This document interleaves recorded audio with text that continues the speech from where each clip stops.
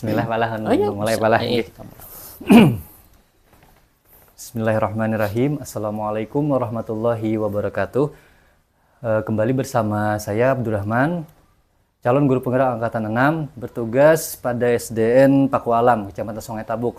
Pada hari ini saya mencoba untuk memenuhi tugas dari LMS, yaitu di CGP ini, demonstrasi kontekstual modul 3.1, yaitu pengambilan keputusan berbasis nilai-nilai kebajikan sebagai pemimpin. Pada hari ini saya bersama dengan kepala sekolah SDN Paku Alam. Kepada Bapak silakan Pak untuk memperkenalkan diri Pak. Ya, terima kasih atas kesempatannya. Di sini saya selaku kepala sekolah dari SDN Paku Alam, Kecamatan Sungai Tabuk. Nama saya Jainal Hakim. Saat ini saya menjabat sebagai kepala sekolah di SDN Paku Alam. Ya. Bapak Jainal, ulun memanggil Iya. Bapak Jainal aja nih. Iya, kenapa? Hari ini ulun minta izin kepada Bapak. Ya, silakan. Yang mana untuk memenuhi tugas ulun sebagai CGP di modul 3.1 Pak, dengan materi pengambilan keputusan berbasis nilai-nilai kebajikan sebagai pemimpin. Jadi di sini ulun niatnya itu belajar kepada Bapak berdasarkan pengalaman Bapak selama ini sebagai kepala sekolah. Iya. Mohon perkenan pian minta waktunya sebentar Pak. Ya, silakan. Kita mulai Pak ya. Bisa, silakan. Minta izin ulun. Baiklah Bapak Jaina, selama ini bagaimana Bapak dapat mengidentifikasi kasus-kasus yang merupakan dilema etika atau bujukan moral Bapak? Iya, selama ini ya, memang kalaunya kita berada dalam posisi yang sebagai pemimpin, itu pasti menghadapi yang namanya permasalahan, baik secara individu atau kelompok dari orang-orang di sekitar kita. Adapun cara untuk mengidentifikasi kasus-kasus yang merupakan dilema etika ya atau bujukan moral, karena kadang ada kasus yang dua-duanya bisa dikatakan benar ya, jadi kasus itu benar dengan benar ya, jadi itu sangat sulit untuk memutuskan permasalahan tersebut. Kemudian juga ada kalanya kasus itu antara benar dan salah. Nah, itu juga memerlukan pertimbangan yang harus kita pikirkan secara matang agar mendapatkan keputusan yang lebih baik seperti itu. Oh iya. Berarti Pak ya, cara Bapak mengidentifikasi masalahnya tadi ada dua Pak ya. Iya. Berdasarkan kasus misalnya dilema etika atau bujukan moral.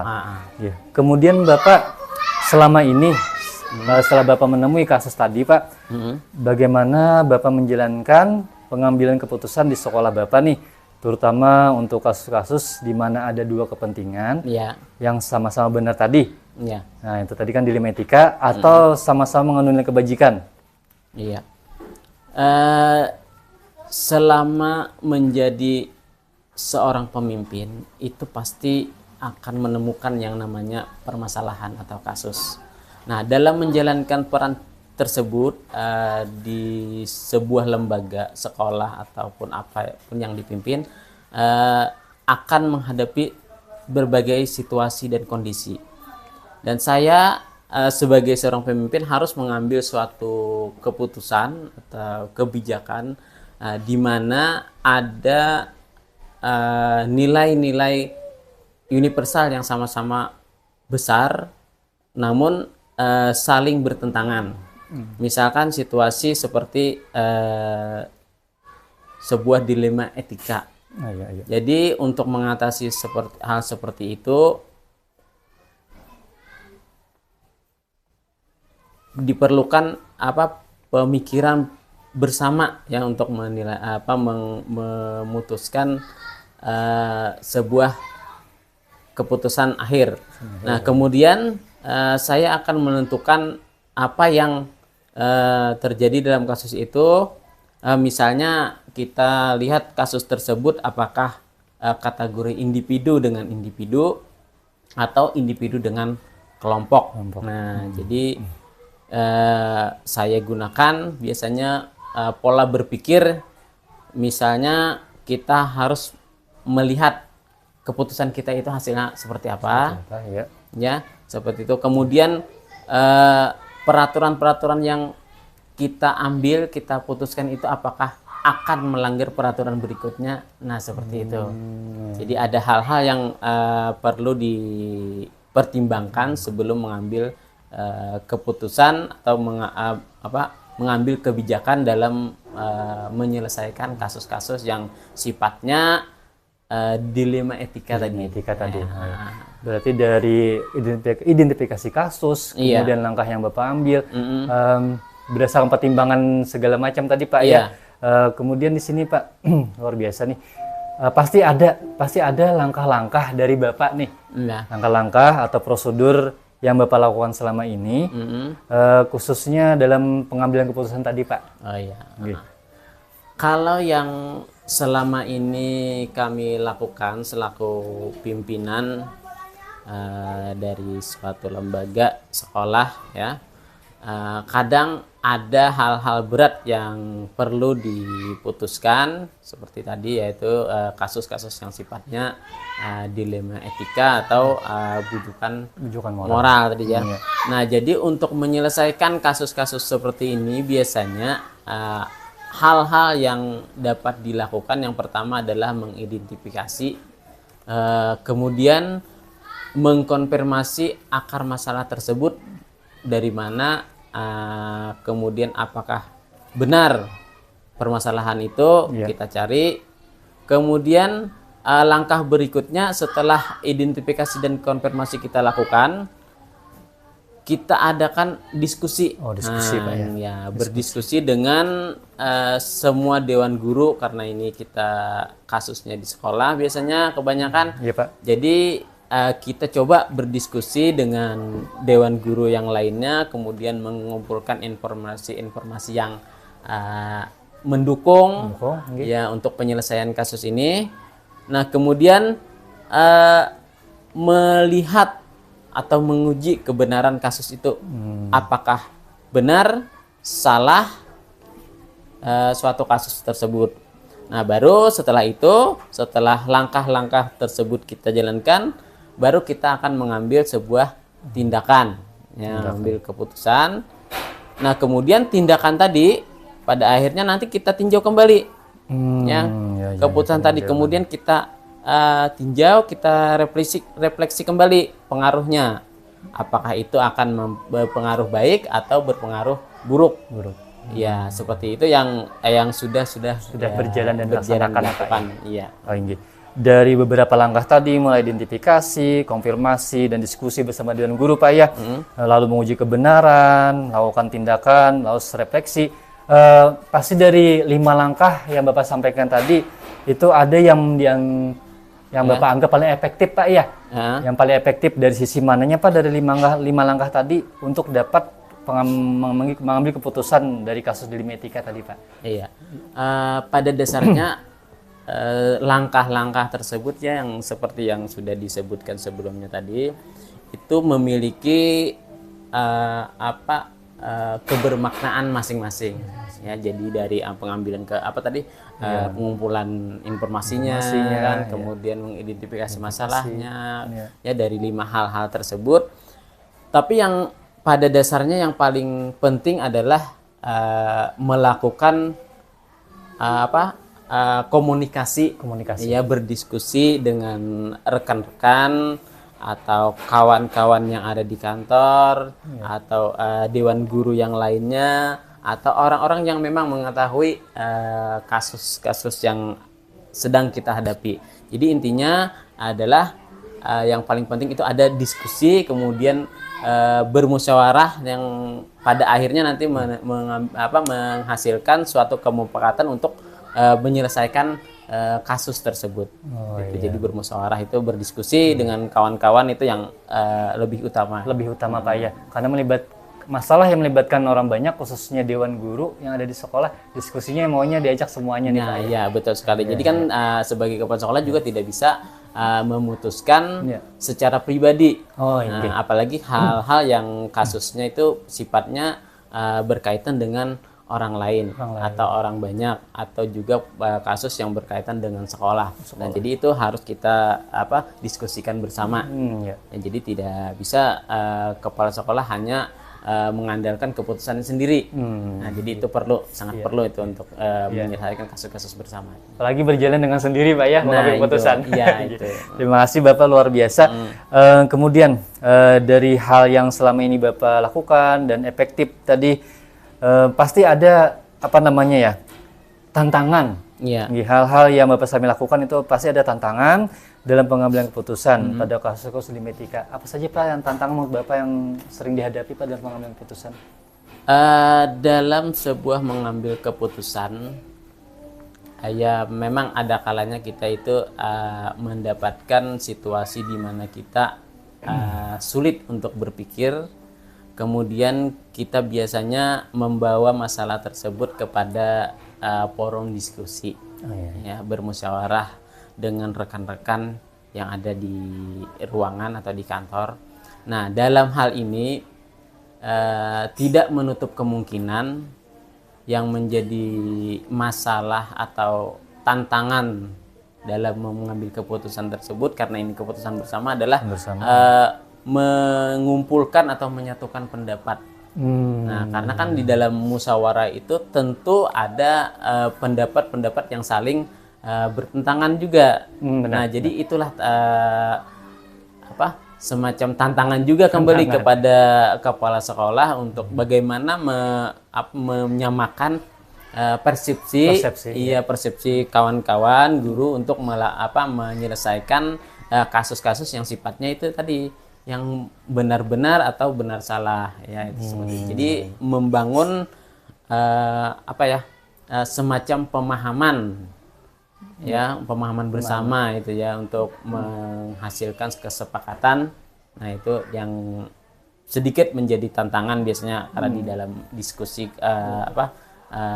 kelompok dengan guru-guru, ya, itu menyatukan pandangan lah itu. Oh iya, tantangan Bapak ya yang iya, selama ini terjadi nih. Selama itu seperti itu, karena kan setiap orang itu punya pandangan masing-masing. Benar. Iya, punya pendapat masing-masing.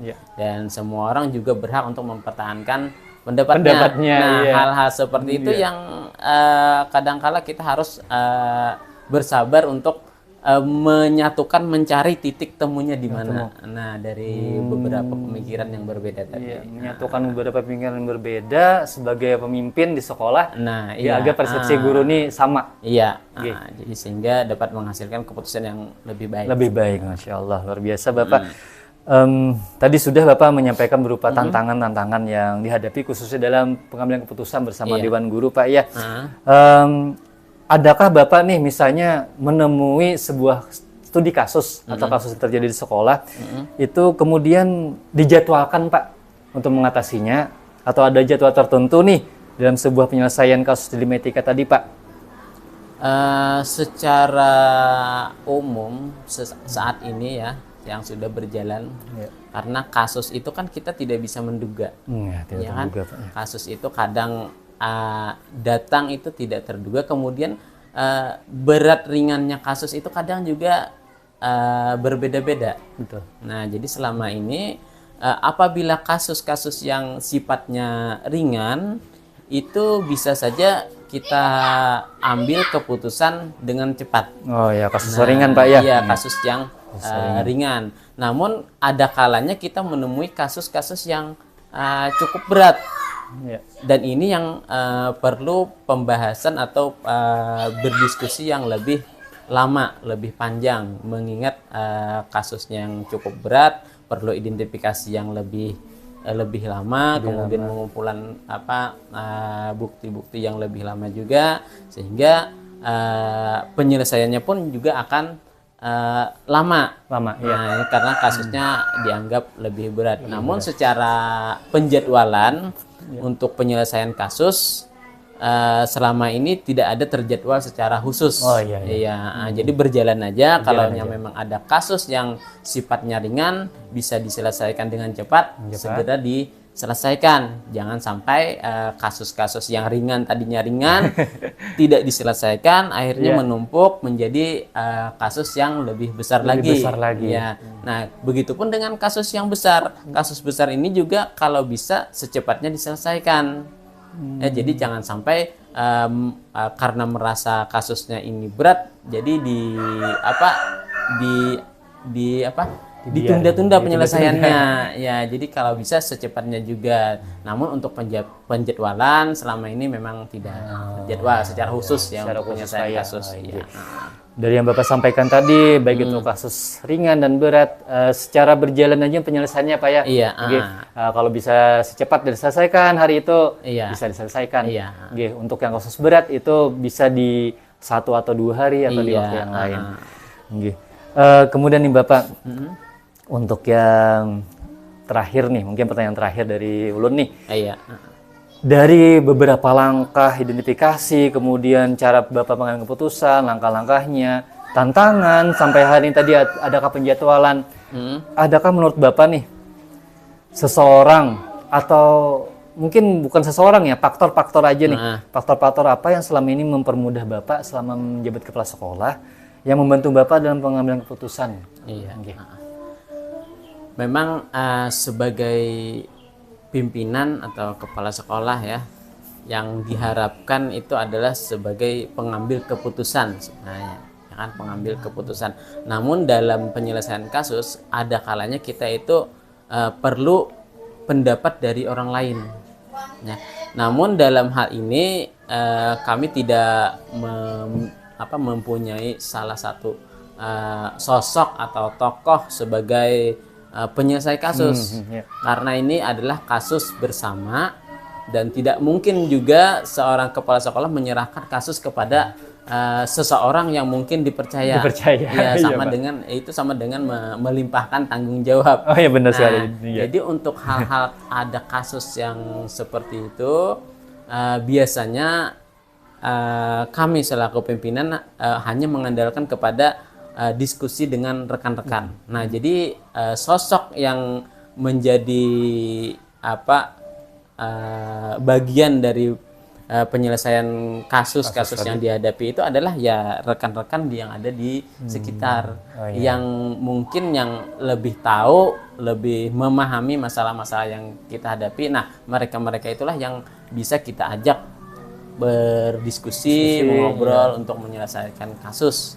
Jadi seperti itu. Jadi tidak ada satu menokohkan. Jadi orang yang dipercaya atau apalah untuk menyelesaikan kasus. Karena ini kasus bersama, maka harus diselesaikan secara bersama juga. Seperti itu. Baiklah Bapak, luar biasa Bapak yang Bapak sampaikan tadi, artinya tidak membedakan atau memberikan kekhususan kepada seseorang di sekolah itu dalam penyelesaian masalah.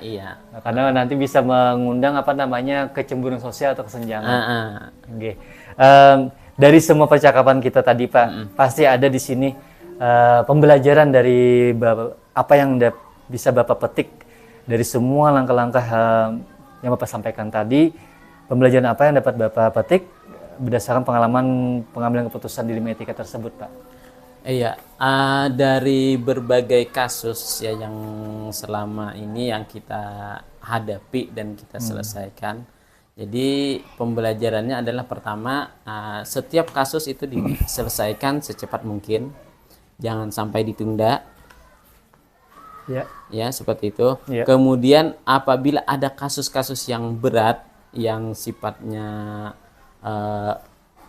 untuk pengambilan keputusannya itu tidak bisa kita laksanakan sendiri, maka kita sebaiknya mengadakan diskusi, melakukan diskusi dengan rekan-rekan sebagai bahan pertimbangan kita untuk mengambil sebuah keputusan, apalagi keputusan yang sifatnya besar, yang dampaknya ke depannya besar. Nah, itu yang perlu kita diskusikan bersama. Jadi hal-hal seperti itu harus kita lakukan ya. Kemudian gunakan juga pola-pola berpikir yang untuk mengambil keputusan tersebut. Misal berpikir kita hasil dari keputusan kita ini seperti apa. Oh iya. Nah, Hasil akhirnya Pak ya. akhir dari keputusan kita ini dampaknya itu seperti apa. Nah, itu yang perlu kita pertimbangkan juga. Kemudian peraturan-peraturan yang yang sudah ada, apakah bertentangan dengan keputusan kita. Nah, artinya kita itu mengambil keputusan itu tidak hanya berdasarkan pemikiran kita, tapi juga kita harus mempertimbangkan kepada berbasis peraturan yang ada. Jadi harus dipikirkan juga. Kemudian ada juga mengambil keputusan itu kita harus berpikir dengan rasa peduli. Rasa peduli. Ya, nah itu juga merupakan sebuah pertimbangan dalam mengambil keputusan. Jadi hal-hal seperti itu menjadi pengalaman kita karena beberapa kali menyelesaikan kasus-kasus yang sifatnya itu dilema etika yang di salah satu benar, kemudian di lain sisi juga benar secara moral ya. Kemudian tadi yang terpenting adalah kita terapkan 5 langkah-langkah tadi. Iya, 5 langkah tadi, yaitu dengan mengidentifikasi ya, tadi ya itu ya, sampai dengan akhirnya pada pengambilan keputusan bersama. Nah, hal-hal seperti itu yang menjadi pembelajaran bagi kami untuk menyelesaikan apabila ada terjadi kasus-kasus yang selama ini terjadi di sekolah Pak ya. Luar biasa Bapak Kepala Sekolah Pak Jainal Hakim SPD atas perkenan Bapak hari ini berbagi pengalaman bagaimana cara pengambilan keputusan selama ini di sekolah. Ulun jujur sebagai seorang guru yang masih harus banyak belajar bagaimana mengambil keputusan tersebut, khususnya kepada anak-anak murid ulun di sekolah, khususnya di kelas 6 Pak. Terima kasih banyak Bapak Jainal atas perkenan Bapak hari ini dan juga sharing pengalaman Bapak dan ilmunya sangat bermanfaat untuk ulun Pak, agar kedepannya bisa lebih baik lagi dalam pengambilan keputusan. Semoga bermanfaat. Terima kasih banyak Pak Jainal atas pertemuan wawancara kita hari ini. Mohon maaf kalau ulun merepotkan Bapak, mengganggu waktu Bapak. Terima kasih banyak. Demikianlah percakapan atau wawancara kami khususnya pada modul 3.1 tugas demonstrasi kontekstual mengenai pengambilan keputusan berbasis nilai-nilai kebajikan sebagai pemimpin. Saya Abdurrahman, CGP Angkatan 6 mengucapkan terima kasih banyak. Wabillahi taufiq wal hidayah. Wassalamualaikum warahmatullahi wabarakatuh.